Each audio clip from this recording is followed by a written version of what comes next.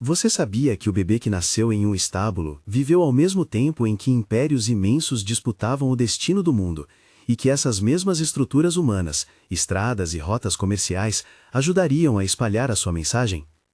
Ao falar do menino de Belém, não estamos apenas contando uma cena doce de um presépio. Estamos abrindo um mapa onde política, ciência, fé e comércio se cruzam.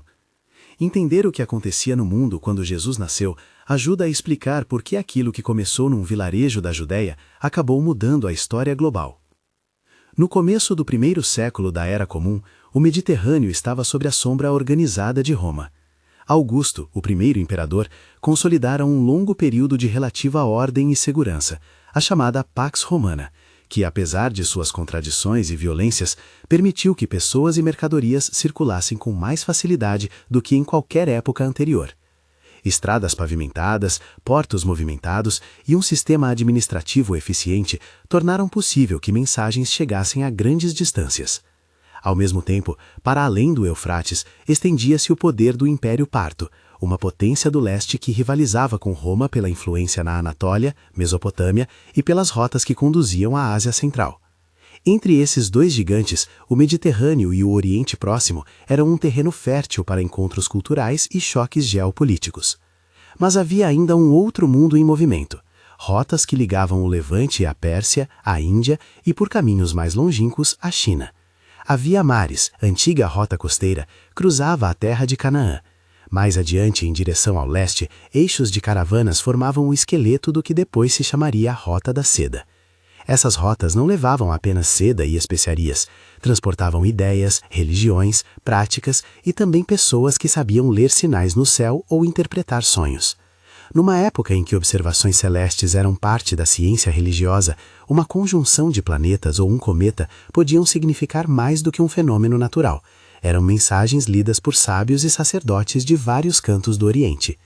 É nesse universo interligado que surgem duas figuras que, à primeira vista, parecem periféricas ao relato natalino, mas que ajudam a compor o quadro: a história de Musa na corte parta e a presença dos magos vindos do Oriente.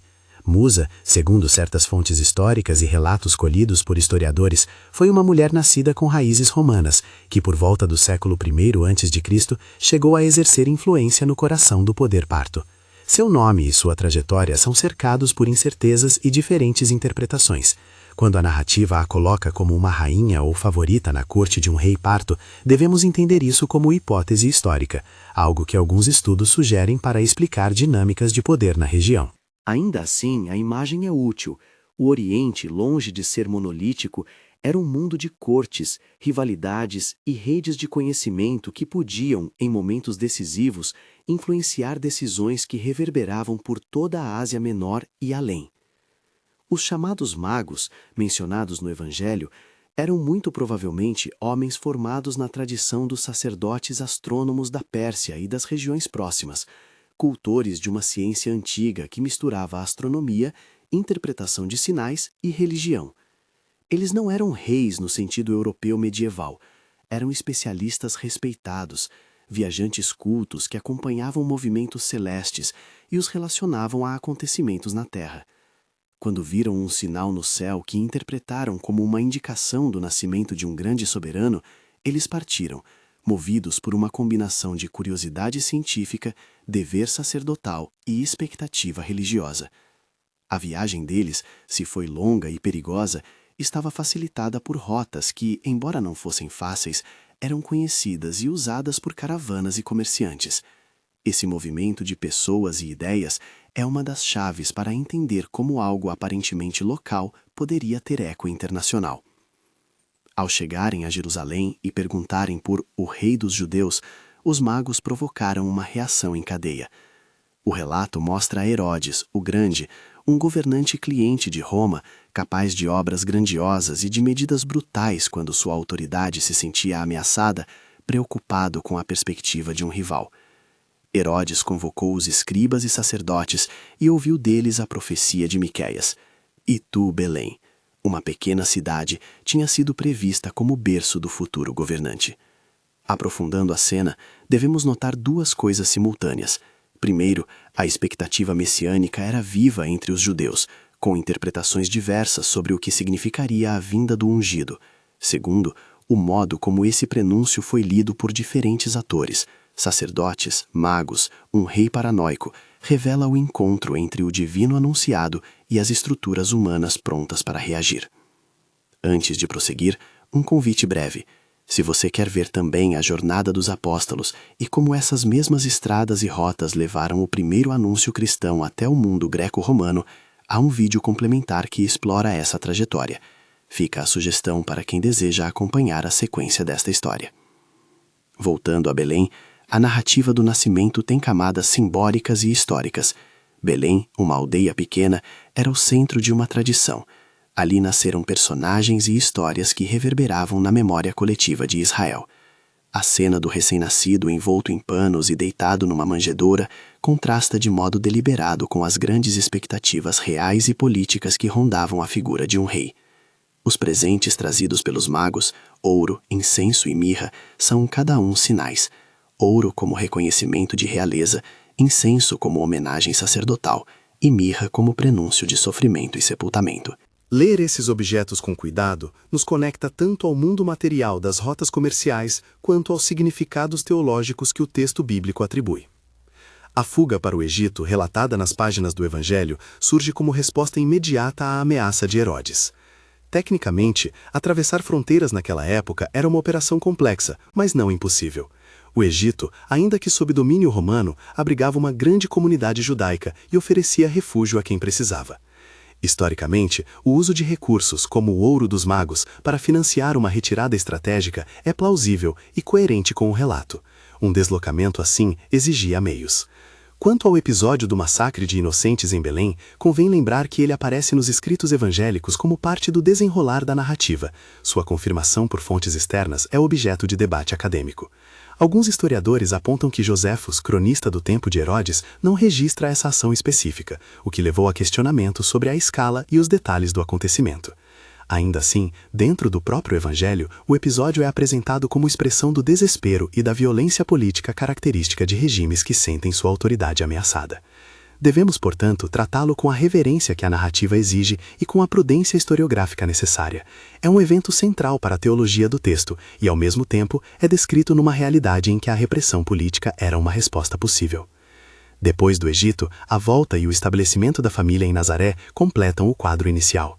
Nazaré, muitas vezes subestimada nas leituras superficiais, situava-se próxima a vias importantes e a centros urbanos em reconstrução, por exemplo, Sepphoris, que ficava a poucos quilômetros. Sepphoris estava sendo reurbanizada e era um polo administrativo e cultural. Sua presença nas proximidades torna plausível que a infância de Jesus não tenha ocorrido em completo isolamento. A convivência com viajantes, com ideias que vinham e iam pelas rotas e com um ambiente que misturava tradições judaicas e influências helenísticas compõe o cenário onde o jovem cresceu. A palavra grega usada para a ocupação de José, tekton, aponta para um ofício ligado à construção e ao trabalho manual. Isso coloca Jesus no meio de uma cultura de ofícios e sentido prático, conectado com pessoas comuns e com a dinâmica das aldeias e das cidades pequenas.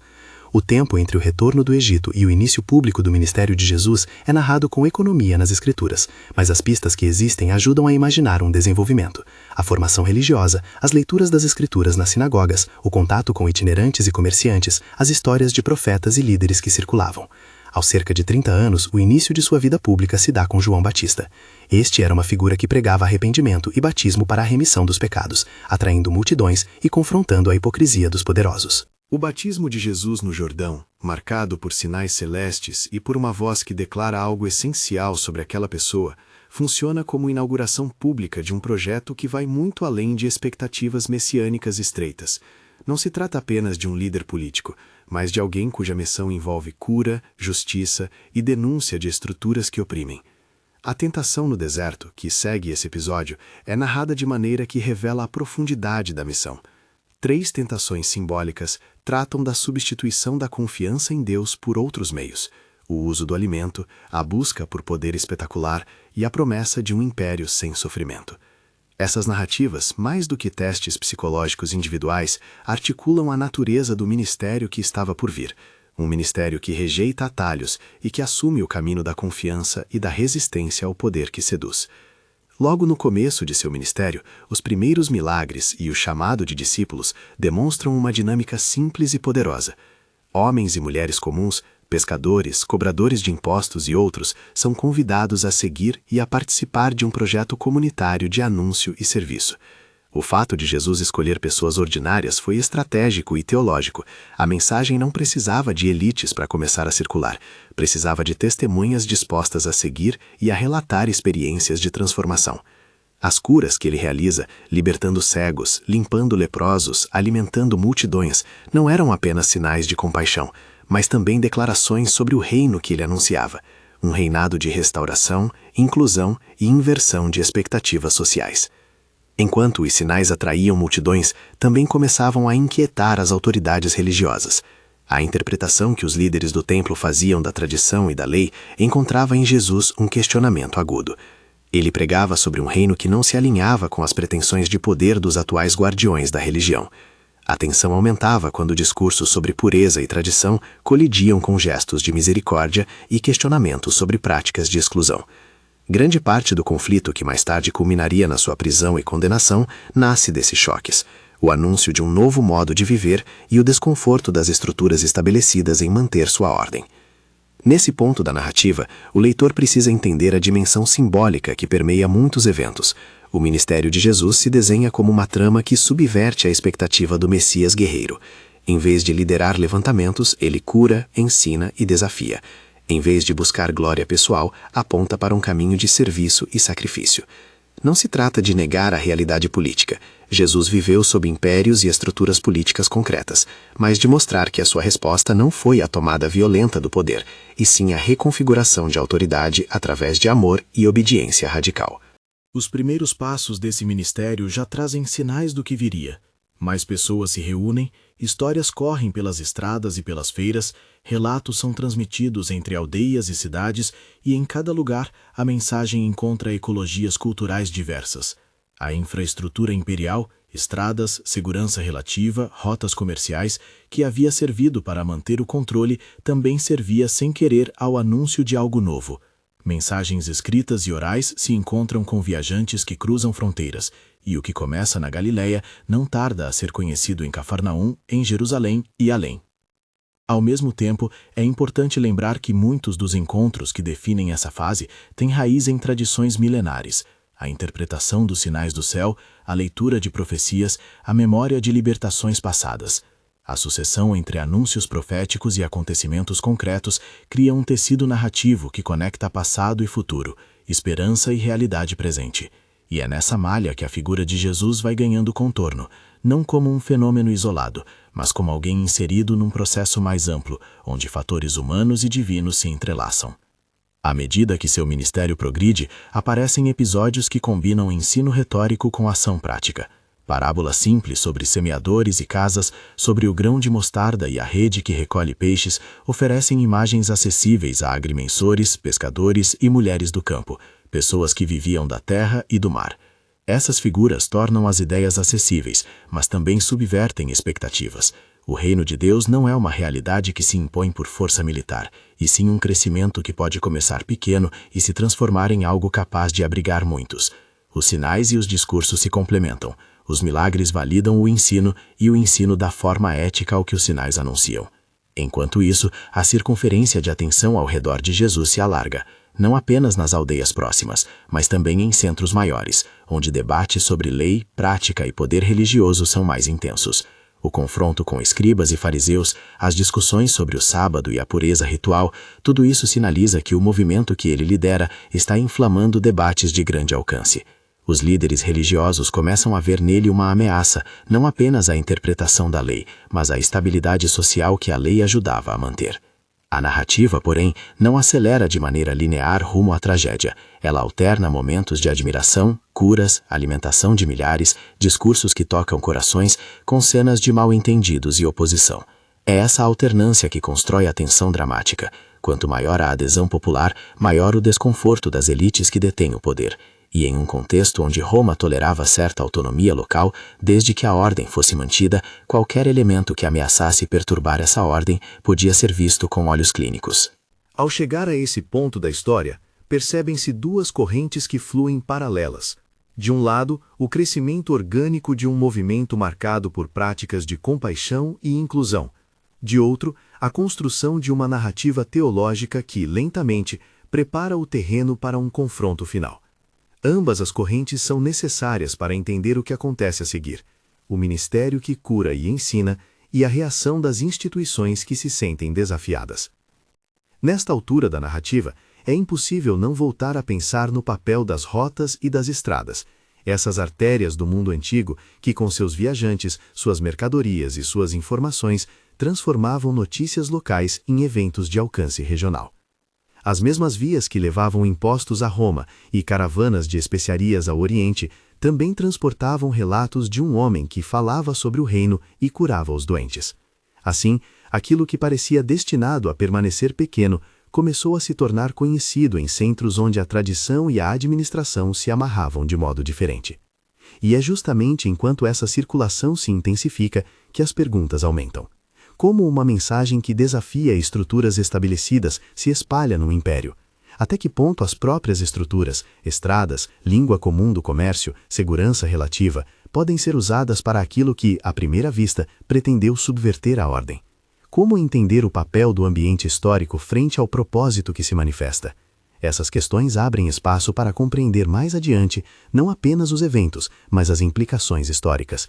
O nascimento de Jesus não foi um ato isolado num lugarejo esquecido, foi o início de um processo que interagiu com um mundo em rede. Ao ponto em que encerramos este trecho da história, vemos um jovem que cresce entre rotas e cidades, que inaugura um ministério marcado por sinais, ensino e convocação, e que inevitavelmente começa a atrair a atenção de instituições poderosas. Enquanto o movimento se expande, as estradas do mundo continuam a funcionar, e com cada viajante que traz notícias, a trama se adensa. A narrativa já apontou os elementos centrais: impérios em disputa, magos do Oriente, presentes carregados de significado, uma família fugindo para a preservação, um ministério que desafia convenções e uma rede de comunicações que multiplica relatos. Resta agora acompanhar como esses vetores, político, religioso, social e econômico, irão convergir nos momentos decisivos que transformaram uma aldeia em um ponto de partida para uma mudança global. Se essa história tocou você e despertou curiosidade sobre o caminho dos que saíram para anunciar essa mensagem depois da ressurreição, compartilhe este vídeo com alguém que se interesse por história bíblica e teologia prática, e inscreva-se para não perder a continuação. A partir daquele momento em que a vida pública de Jesus se torna visível, a narrativa ganha corpo e movimentos que vão do improviso das estradas até o centro do poder religioso. O batismo por João no Jordão foi mais que um rito. Foi a inauguração de algo percebido pelos que estavam ali. O céu se abriu, uma voz proclamou, e o Espírito desceu como pomba. Aquela cena, lida com reverência, marca o início de um ministério que não se limita a palavras, mas se manifesta em ações que tocam o corpo e a alma das pessoas. A tentação no deserto, que vem logo depois, não é só um teste pessoal. Ela revela a direção ética daquele projeto. Quando Jesus recusa o atalho do poder e a resposta imediata às necessidades por meio de espetáculo, ele está traçando uma via radicalmente distinta da política messiânica que muitos esperavam. Os primeiros sinais, a transformação da água em vinho, a cura de enfermos, a expulsão de demônios, a alimentação das multidões, não aparecem como demonstrações de prestígio pessoal, mas como rupturas que restituem dignidade. Essas ações articulam uma mensagem. O reino que Jesus anuncia restaura relações quebradas e inverte hierarquias. E é por isso que suas palavras seduzem e provocam. Há nelas uma economia ética que libera os marginalizados e desafia os que lucram com exclusões. Ao chamar pescadores, cobradores de impostos, mulheres e seguidores de várias origens, ele funda uma comunidade de testemunhas, cujas vidas tornar-se-ão o canal pelo qual a história se disseminará. Ao lado dessa proximidade com os pequenos, Jesus confronta os centros de poder religioso. Seus debates com escribas e fariseus, as parábolas que expõem hipocrisia e sua crítica aos rituais que se transformaram em cascas vazias, tudo isso aumenta a tensão. A interpretação das escrituras, a preservação do status quo e o papel do templo como instituição social e econômica convergem para criar uma resistência organizada. Não é apenas uma disputa teórica, a manutenção da ordem era também uma questão prática para quem administrava a vida coletiva sob o olhar atento de Roma. Nesse contexto, toda voz que poderia alterar o equilíbrio era vista com suspeita. Ao mesmo tempo, a circulação das notícias sobre Jesus segue pelas mesmas vias que cruzam o império. A língua comum do comércio, o grego koinei, facilita que parábolas e relatos de cura circulem além dos mercados locais. Cartas escritas por seguidores, rumos de caravanas e relatos orais transportados por viajantes fazem com que ideias cheguem a cidades onde não haviam ouvido disposto a escutá-las antes. O que começou com encontros em sinagogas e praças de aldeias passa a ser discutido em praças urbanas, em casas de oficiais e às margens das estradas imperiais. E, paradoxalmente, instituições concebidas para manter controle sobre povos dispersos tornam possível a difusão de uma novidade que as desafiará. Quando a proximidade com Jerusalém se estreita, o caminho rumo ao confronto final fica cada vez mais claro. Jesus entra na cidade montado num jumento, gesto carregado de simbolismo messiânico e, ao mesmo tempo, de humildade. Aclamado por multidões que lembram antigas promessas de libertação, ele sabe que a celebração também alimenta olhares inquisitivos. As autoridades religiosas observam com ansiedade crescente. Políticos locais, preocupados com a manutenção da ordem sobre a vigilância romana, começam a traçar planos. A última semana concentra discursos, gestos e tensões em um ponto culminante: a ceia com os discípulos, onde o pão e o vinho ganham novo significado como memória de um caminho compartilhado. Um caminho que aponta tanto para serviço quanto para sacrifício.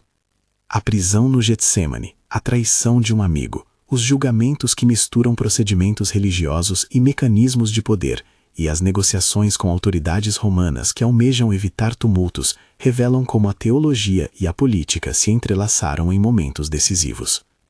Os evangelhos narram processos que, à luz de costumes e procedimentos da época, mostram irregularidades e pressa.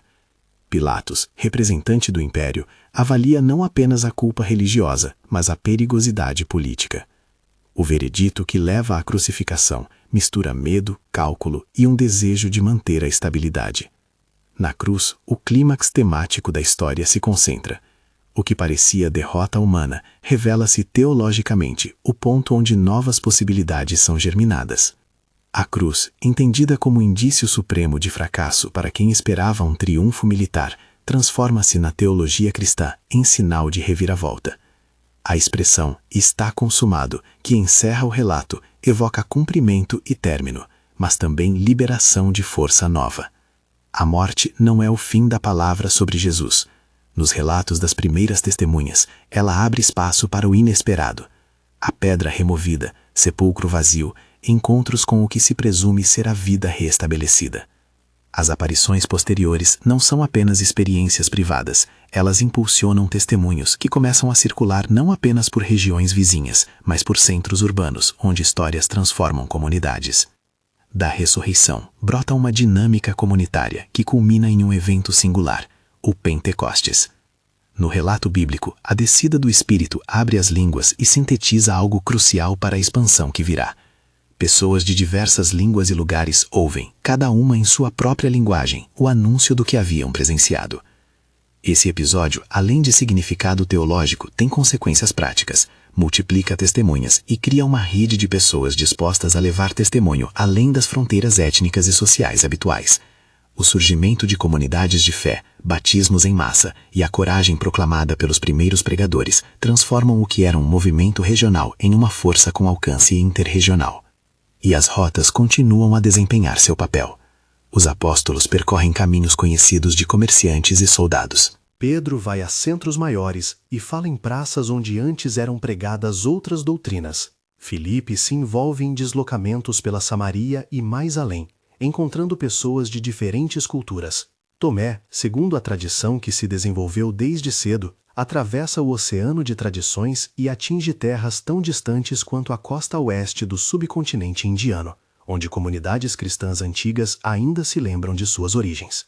Paulo, que começa como perseguidor e, após um encontro transformador, assume papel-chave na missão, escreve cartas que circulam por rotas marítimas e terrestres, estabelecendo comunidades e discutindo a aplicação prática da fé em ambientes urbanos complexos. Suas viagens, registradas com detalhes nos Atos e nas cartas, passam por estradas romanas, travessias pelo Mar Egeu, porto a porto, cidade a cidade, usando a infraestrutura do império para construir uma rede de igrejas.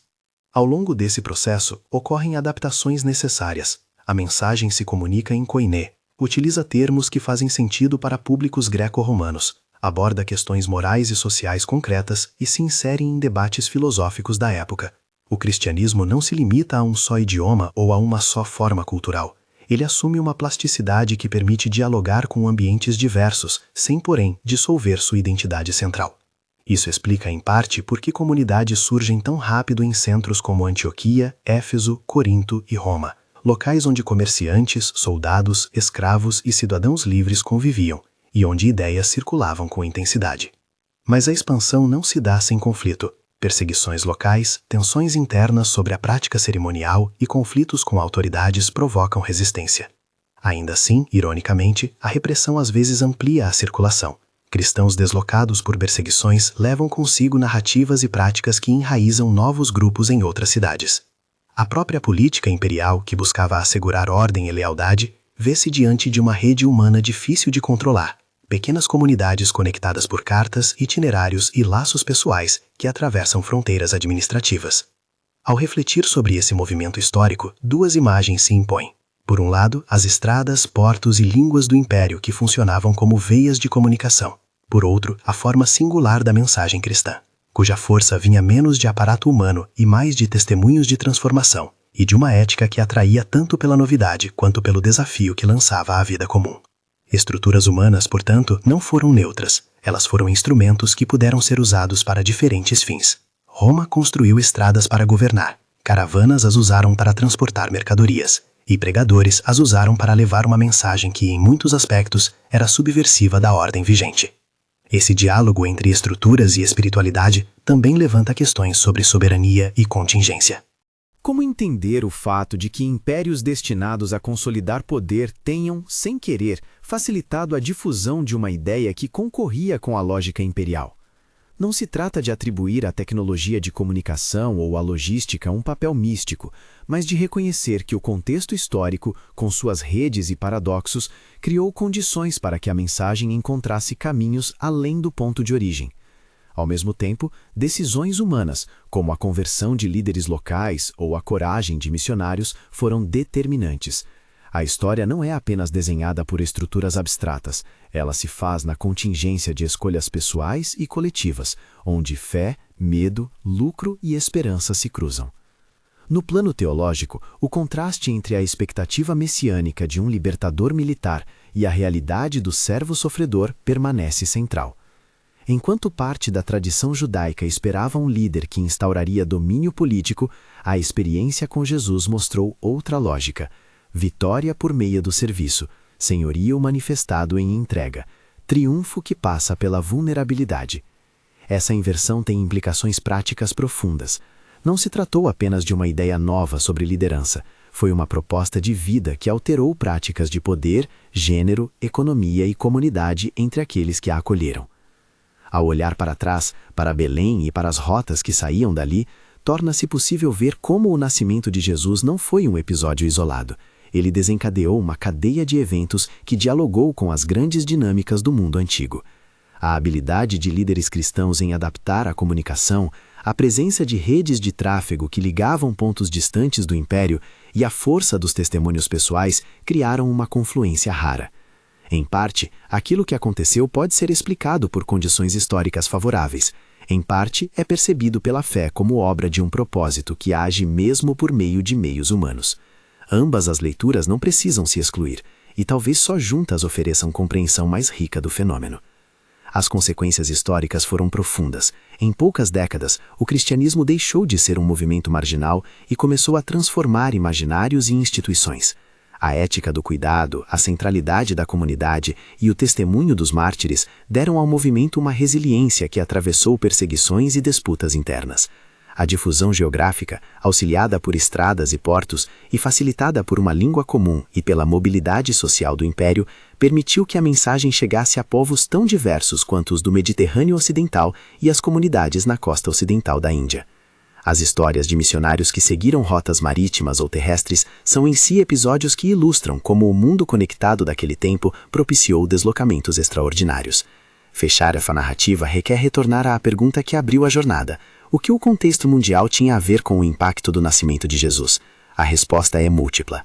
Havia, de um lado, condições materiais, estradas, segurança relativa, línguas compartilhadas, redes comerciais, que facilitaram a circulação de pessoas e ideias. Havia, de outro, uma predisposição humana para ler sinais, ouvir profecias e reagir a acontecimentos que pareciam anunciar mudança. E havia, por fim, uma força espiritual e social encarnada por pessoas que testemunharam transformações e decidiram contar essas histórias, apesar do custo. Juntas, essas dimensões explicam por que algo que começou numa pequena aldeia teve ressonância que atravessou mares e séculos. Ao encerrar, vale uma reflexão prática para hoje. Compreender a história por trás do nascimento de Jesus não é apenas exercício acadêmico, é convite a ver como realidades humanas, estradas, redes de comunicação, instituições, podem ser usadas para fins que ultrapassam os projetos originais. Se impérios e rotas foram instrumentos para uma transformação espiritual e social, que instrumentos contemporâneos nós temos e como os usamos? A pergunta não pretende reduzir o mistério da fé a causas sociais, mas convoca a responsabilidade. Estruturas podem abrir caminhos, resta escolher o que nelas semear. Se esta história suscitou em você admiração ou perguntas, compartilhe com alguém que se interesse por história bíblica e teologia prática. Inscreva-se no canal para acompanhar mais conteúdos que exploram a jornada dos apóstolos e as rotas que levaram a mensagem cristã ao mundo antigo. Que a compreensão desse entrelaçamento entre fé e história nos inspire a ver nas estruturas de nosso tempo oportunidades para testemunhar com coragem e sabedoria.